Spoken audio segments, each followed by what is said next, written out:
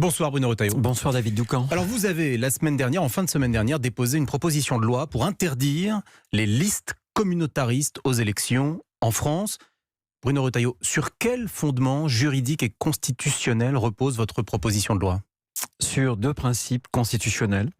Je m'étonne que quelques juristes aient oublié que notre droit, notre constitution, n'est pas du tout muette sur le communautarisme. Je m'appuie sur, d'abord, la laïcité. La laïcité, parce que le Conseil constitutionnel, dans les années 2006 très exactement, a dit que c'était l'ADN de la République, qu'il échappait même, voyez, au contrôle de la Cour européenne de justice. Là, vous faites référence à la jurisprudence, puisque le terme n'est pas dans la Constitution. Absolument, c'est la jurisprudence. J'apporte cette précision. C'est notre identité constitutionnelle. Deuxième fondement, la souveraineté nationale. Monsieur Erdogan ne peut pas activer des partis politiques en France qui ne sont que le faux-nez de l'AKP en Turquie. Ça, c'est de l'extérieur.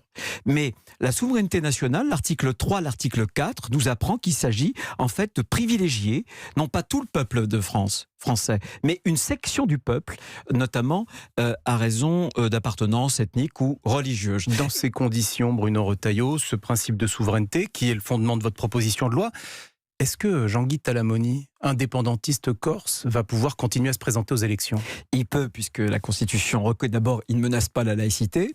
Et en matière de souveraineté nationale, la Constitution prévoit un certain nombre de points. On parle même d'ouvrir d'ailleurs l'article 72 à la reconnaissance de la Corse en tant que telle.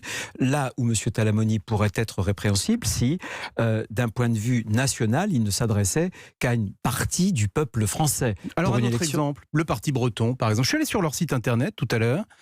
Le Parti breton prône l'émancipation du peuple breton par la volonté des Bretons. Vous remplacez le mot breton par musulman et ça pose problème à tout le monde. Est-ce que le Parti breton pourrait être candidat aux élections si votre loi était adoptée ? Bien sûr, mais c'est exactement comme le peuple kanak. Le peuple kanak revendique par exemple une séparation. Il revendique une indépendance. Sauf que la Constitution le prévoit.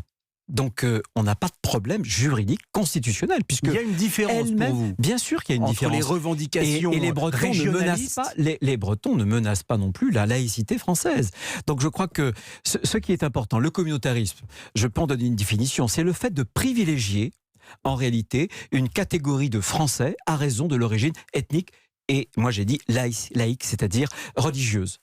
Bon, donc pour vous, les Corses, ça rentre pas dans cette définition? Non, sauf si demain les Corses avaient des menées sur une élection nationale qui pourrait menacer, la laïcité ou la souveraineté nationale.